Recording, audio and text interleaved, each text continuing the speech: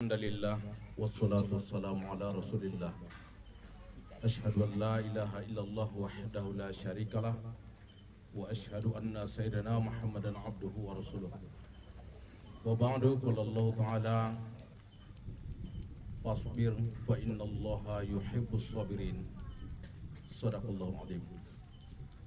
Ahlul musibah yang dirahmati Allah, Ketua MUI Kecamatan Kampar Kiri Hilir beserta jajarannya yang kami muliakan, Bapak Kepala Desa dan seluruh perangkatnya yang kami muliakan, Nini mama kami, sesepuh kami, orang-orang tua kami, orang-orang tua di masyarakat kita ini yang saya muliakan, bapak-bapak, ibu-ibu pada pentaziah yang saya muliakan. Alhamdulillah Rabbil Alamin, sebagai ungkapan awal kita yang walaupun kondisi kita dirundung duka yang sangat berat, harapan kita dengan ucapan Alhamdulillah ini, sebagaimana yang saya sampaikan pada malam semalam, semoga kita tergolong orang yang pertama kali nanti diundang Allah menempati surganya. Amin ya Rabbal Alamin. Bapak-bapak, ibu-ibu, para pentaziah, malam hari ini tidak saya arahkan kita menjadi orang yang sabar lagi, karena saya yakin kita ini sudah tergolong orang yang sabar dengan ejangan yang saya sampaikan semalam. Kita sudah termotivasi dengan hadiah dari Allah untuk orang yang sabar itu. Dengan sifat sabar yang ada pada diri kita, kita disolawati oleh Allah. Mengejar nilai yang mulia ini, saya yakin tuan rumah kita secara keseluruhan ini tergolong orang yang sabar. Amin ya Rabbal Alamin. Untuk malam hari ini kita berbicara tentang kematian. Mati adalah hal yang pasti. Makanya tidak ada obat mati. Tidak ada dokter yang bisa menyelamatkan kita dari mati. Kalau Al-Quran mengingatkan kita dengan ayat yang bermacam-macam. Ayat yang paling populernya, kullu nafsin dha'iqatul maut. Setiap yang bernyawa itu pasti mati. Dalam ayat yang lain disebutkan Allah, ainama takunu yudrikumul maut walau kuntum fi burujim musyayyadah. Kemanapun kamu pergi, maut pasti datang menjenguk, walaupun kamu berada dalam tembok yang sangat kokoh. Ini pemahaman dari ayat ini. Tidak usah kita lari dari mati, tapi persiapkan diri untuk mati. Mati yang kita hadapi hanya dua, tidak ada tiga, hanya dua persoalan kematian itu. Rafi'ah, khafidah. Ini tercatat pada surah Al-Waqiah. Ada yang diangkat Allah derajatnya dalam kematian itu, ada yang dihinakan dalam kematian itu. Yang diangkat inilah yang kita sebut dengan kata husnul khotimah. Yang dihinakan itu disebut su'ul khotimah. Semua kita berharap bagaimana kematian itu husnul khotimah. Makanya kita berdoa selalu, ya Allah, jadikanlah air hidupku dengan husnul khotimah. Yang walaupun di media Facebook, WA, banyak bahasa yang salah ini. Udah meninggal kawan, semoga husnul khotimah katanya. Bagaimana mau husnul khotimah lagi? Udah selesai. Sebelum meninggal lah didoakan husnul khotimah. Jangan sudah meninggal. Kalau sudah meninggal apa doa kita? Allahumma ghafir laha warfa' darajataha. Ya Allah, ampuni dia, angkat derajatnya, menjadi orang yang dimuliakan dia. Itu doa kita. Jangan kita doakan husnul khotimah, tidak ada cerita husnul khotimah lagi. Udah selesai matinya, bagaimana mau husnul khotimah lagi? Jadi makanya kadang-kala masyarakat kita banyak bahasa yang salah, tapi kita anggap itu benar, karena kita tidak ngerti apa itu yang kita sebutkan. Ada lagi, saya sering dengar ini, seketika memberangkatkan jenazah, semoga Allah membalas sesuai dengan pahala ibadahnya. Mana bisa macam itu? Allah tidak akan pernah membalas pahala sesuai dengan ibadah yang kita lakukan. Tidak ada itu. Malu Allah membalas seperti itu. Coba lihat dalam Al-Quran. Sekurang-kurang lipat ganda pahala orang yang beramal soleh itu 10 kali lipat. Man ja'a bil hasanah falahu asrum min amthaliha. Siapa orang yang berbuat baik, Allah balas minimal 10 kali lipat. Makanya jangan bilang setimpal, tidak ada itu kata setimpal dalam Al-Quran. Yang bilang setimpal orang yang tidak tahu apa-apa. Makanya rubah bahasa itu, tidak boleh itu. Setiap kita memberikan sebuah harapan, semoga Allah membalas kebaikannya dengan pahala yang sebanyak-banyaknya. Ini kita sebut. Jangan sebut setimpal, tidak ada itu. Allah malu memberikan pahala itu setimpal, tidak ada itu. Setiap Allah memberikan kebaikan pada amal soleh kita minimal 10 kali lipat. Wa man jaa bisayyi'ah wala yujza illa bimithliha. Kalau berbuat dosa baru setimpal.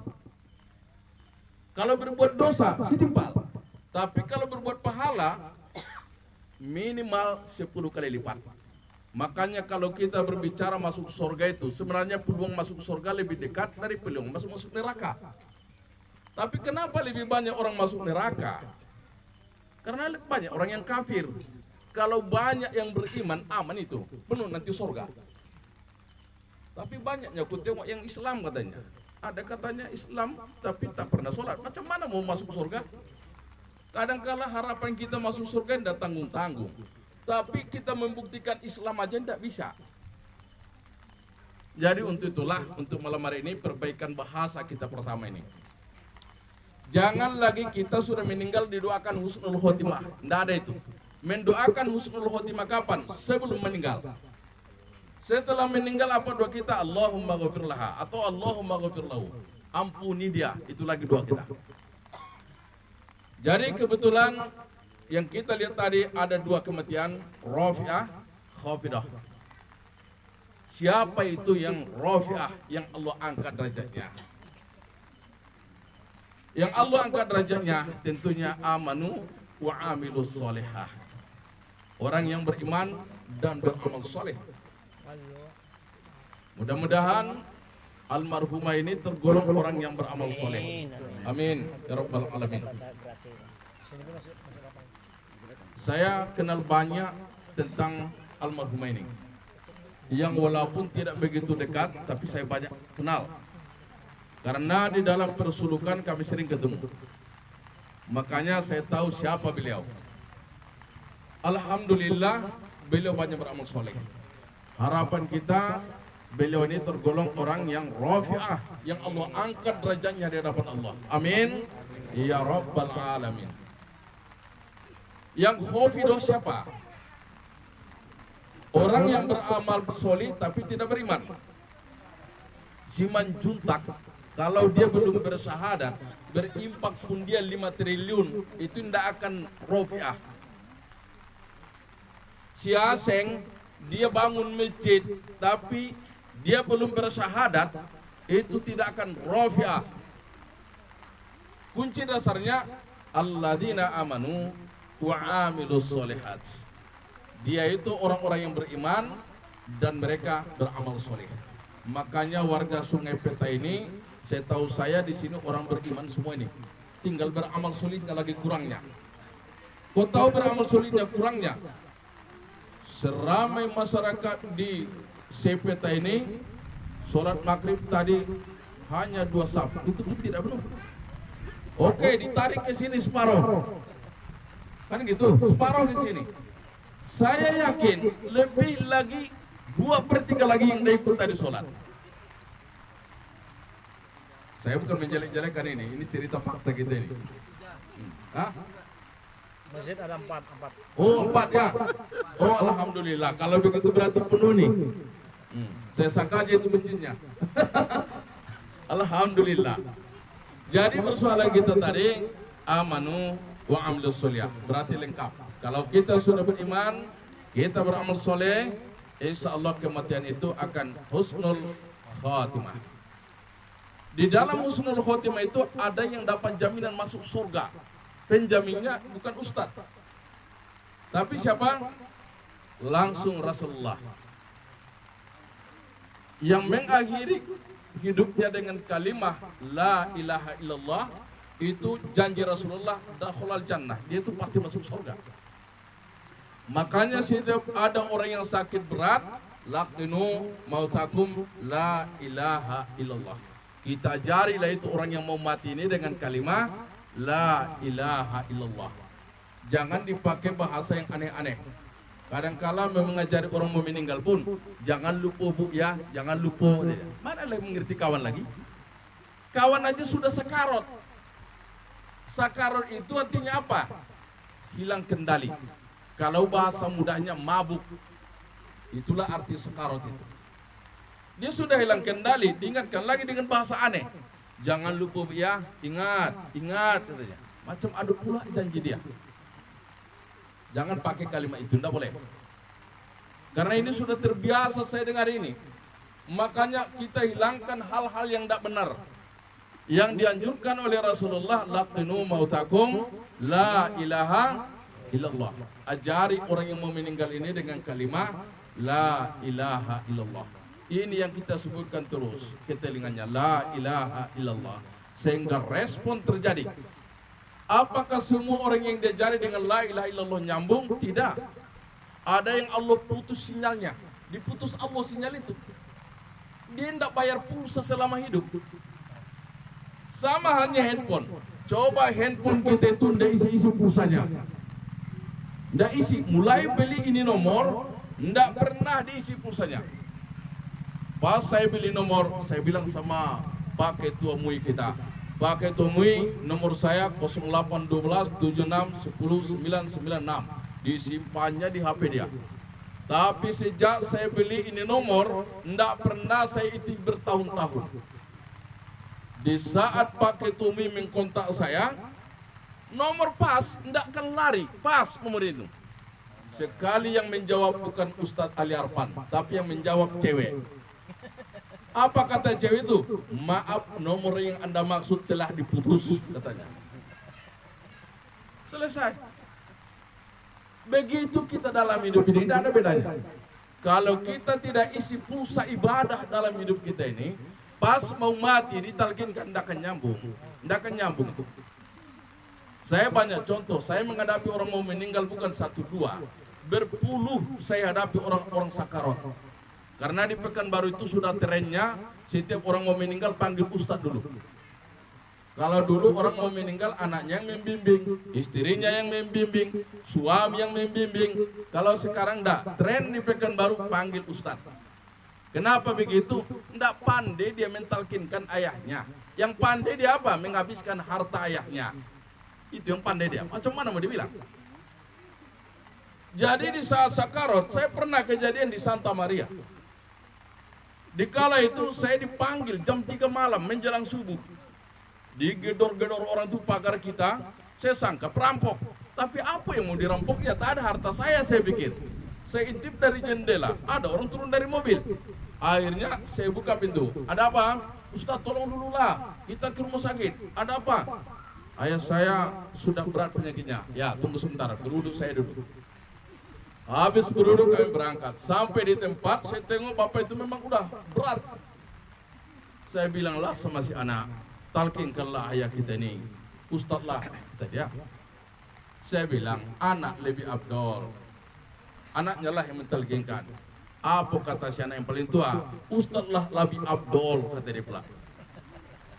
Ini kau yang ustadz atau aku yang ustadz, saya pikir. Nah, kalau dia ustadz ajari saya, tak apalah. Ini dia pulang ngajari saya, ustadz lebih abdol, kata dia.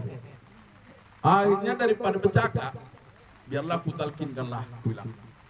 Saya pun dekatlah ke telinga kanannya. Sunnahnya kita mentalkinkan itu sebelah kanan. Saya ingatkanlah, la ilaha illallah. Oh, kata dia. Pemain Smackdown-nya kau ini saya pikir, saya elakkan. Sia-sia saya belajar 7 tahun di pesantren. Hari-hari belajar silat dan terelakkan pukulan yang mau mati, saya pikirkan. Saya elakkan. Tak kena. Selamat pukulan pertama. Saya talkinkan lagi.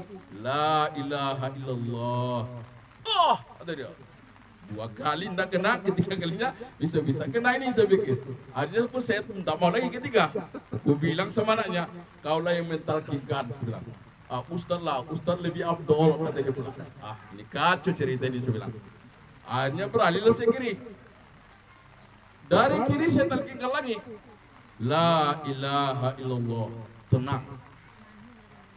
Saya pun bukan main senangnya lagi. Karena saya tenang dia mendengar kalimat la ilaha illallah ini. Saya pun saya teruskan la ilaha illallah ke telinga kiri ini. Alhamdulillah berkali-kali saya bacakan la ilaha illallah dari sebelah kiri telinganya, tenang suasana. Di dalam ketenangan itulah ngomonglah anak paling tua tadi. Pak Ustadz katanya, apa? Telinga ayah sebelah kiri itu mulai lahir udah pakai itu katanya. Hai, kusangka nyambung, talkinya kiranya lantaran pakainya. Apa saya pikir? Nah, saya pun terdiam. Akhirnya sudah dekat ini waktu subuh, saya bilang sama anaknya, antar aku ke rumah, subuh sudah dekat. Apapun yang terjadi kasih tahu saya kembali ya. Nomor telepon saya ini, tidak usah gedor-gedor pintu saya lagi sebelah. Saya kasih nomor handphone, balik kami. Sampai besok tidak ada informasi. Bagaimana keadaan si bapak tidak tahu saya. Sudah berhari-hari tidak juga. Berarti tidak dibutuhkan saya dalam urusan mayatnya. Saya pikir. 1 minggu kemudian saya sedang mengaji di Baitur Rahman Jalan Pemuda. Bunyilah handphone. Karena saya sedang ceramah, saya biarkan dulu. Di teleponnya lagi, udah berulang kali ganggu saya dengar. Akhirnya saya angkat. Maaf nanti aja saya dihubungi Pak, saya sedang ceramah. Saya bilang kan, tidak membilangkannya Ustaz, tolonglah habis ceramah nanti ke rumah sakit ya. Ayah sudah berat kali gitu. Hei, belum jadinya mati kawan saya pikir. Udah 1 minggu belum jadi mati. Apa yang kita pelajari dalam kasus itu? Sakarat itu tidak mudah. Makanya Rasulullah berdoa, Allahumma hawwin alayya fi sakaratil maut. Ya Allah Tuhan kami, mudahkan aku dalam sakaratul maut. Kenapa demikian? Di dalam kematian itu ada yang khafidah, dihinakan Allah kita. Makanya jangan main-main dengan sakarat. Jangan main-main. Lalu siapa yang fasih? Tanpa dibimbing dia akan berkata la ilaha illallah. Dijelaskan oleh Allah. Yuthabbitullahu alladhina amanu bil qawli tsabit. Di dalam ayat-ayat kita itu Allah tetapkan lidah orang yang ahli zikir itu dengan ucapan yang selalu dia sebut. Makanya kalau sering kita sebutkan la ilaha illallah dalam hidup kita, biarpun kita diisolasi karena corona, nah ada yang nengok kita mati, lidah kita akan berkata sendiri. Tidak perlu diajari, lidah kita itu yang akan ngomong sendiri. Makanya mumpung kita masih bisa menggerakkan lidah, menyebutkan la ilaha illallah, perbanyaklah kalimat ini. Insya Allah di akhir hayat kita akan tersebutlah kalimat ini. Kalau tersebut kalimat ini di akhir hayat kita, maka jaminan dari Rasulullah dakhalal jannah, kita akan masuk surga insya Allah. Mudah-mudahan kita semua tergolong yang ahli surga nantinya. Amin ya rabbal alamin. Ini setelah kematian itu terjadi, dijelaskan Rasulullah dalam riwayat Muslim, idza mata ibnu Adam in qata'a amaluhu illa bi thalath. Kalau kematian itu sudah terjadi, putus segalanya kecuali 3. Mana yang 3? Sedekahun jariyah. Ini termasuk sedekahun jariyah juga nih. Apapun yang kita berikan karena Allah bermanfaat bagi orang menerima, itu jariyah palanya, mengalir. Jariyah itu fil madinah jaro. Ini anak pesantren juga nih, ngertilah dia nih. Masalah fil fa'il ini ngertilah dia nih. Jaro fil madinah, artinya jariyatan, keadaannya mengalir. Inilah makna jariyah itu. Bagaimana mengalirnya? Non stop pahala. Mulai kita bersedekah mengalir terus. Infak, wakaf, zakat, sedekah sama. Dalam kategori kata sedekah, nilainya sama, jariyah, mengalir. Makanya almarhumah sekarang ini di alam barzah, dia menerima sedekah yang dia berikan. Mengalirlah ini non-stop pahala itu. Makanya ini juga nanti kita hadiahkan pahalanya untuk dia ini. Bisa demikian, baca dalam Sahih Bukhari, kisah saat seorang sahabat Rasulullah yang pulang dari perang. Dia jumpai ayah ibunya sudah meninggal. Dia curhat kepada Rasulullah, ya Rasulullah, aku bersedih. Sepulangnya aku dari perang, orang tuaku sudah tidak ada. Apa yang bisa kulakukan yang bermanfaat bagi orang tuaku? Rasulullah terdiam. Dan Rasulullah juga ikut dalam bersedih itu. Tiba-tiba saat bicara, ya Rasulullah, kalau aku bersedekah, kuhadiahkan itu sedekah kepada orang tuaku, apakah bermanfaat? berkali-kali Rasulullah, sampai 3 kali Rasulullah mengatakan ya bermanfaat. Sehingga saat pun menghadiahkan hasil kurmanya berupa sedekah tadi kepada 2 orang tuanya.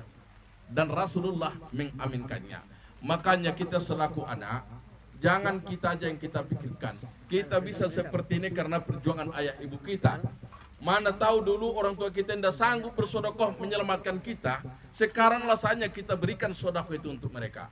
Apa yang kita dapatkan, bagikan sebagiannya sedekah dan kita hadiahkan kepada 2 orang tua kita. Sehingga mereka mendapatkan pahala yang mengalir non-stop.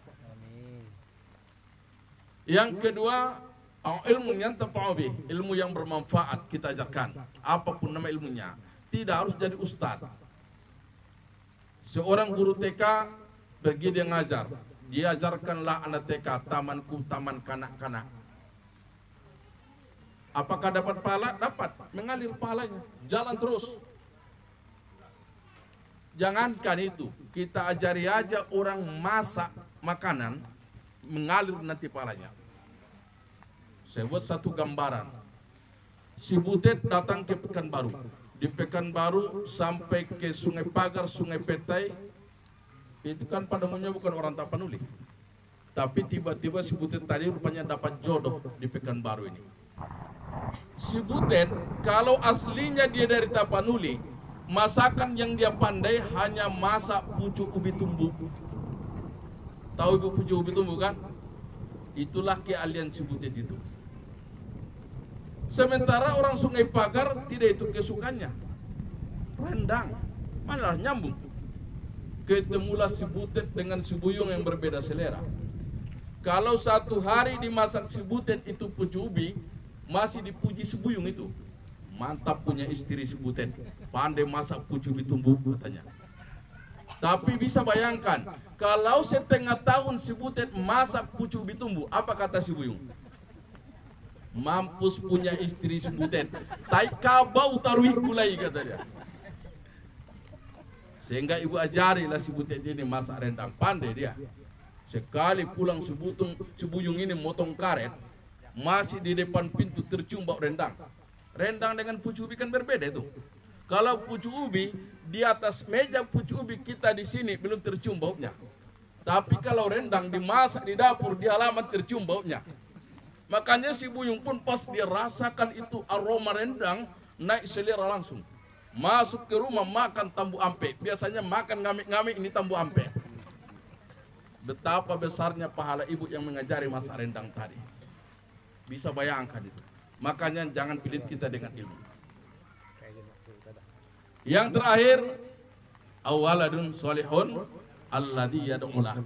Anak yang soleh yang berdoa kepadanya. Disinilah saya sarankan kepada anak almarhumah. Bukan setiap anak yang pahalanya mengalir doanya. Tidak setiap anak. Tapi waladun solehun. Anak yang soleh. Kalau tidak soleh, tidak ada apa-apanya. Makanya kalau sayang kita sama orang tua kita, jadi anak yang soleh. Itu dulu kuncinya. Makanya dalam hidup ini, kita usahakan anak keturunan kita soleh-soleh semuanya. Jangan ada yang tidak soleh. Harus soleh. Kalau tak soleh, tidak ada apa-apanya. Makanya saya bilang sama orang Tapanuli, ubah adat Tapanuli itu dalam doa. Karena adat Tapanuli dalam doanya berbeda itu. Tidak ada kata soleh. Lak-lak amang diginjang pintu, cikoru amang digolom-golom, maranak mo mamang 10 pitu, asa marboru mo mamang 10 onom, horas, katanya. Apa arti doa orang Tapanuli ini?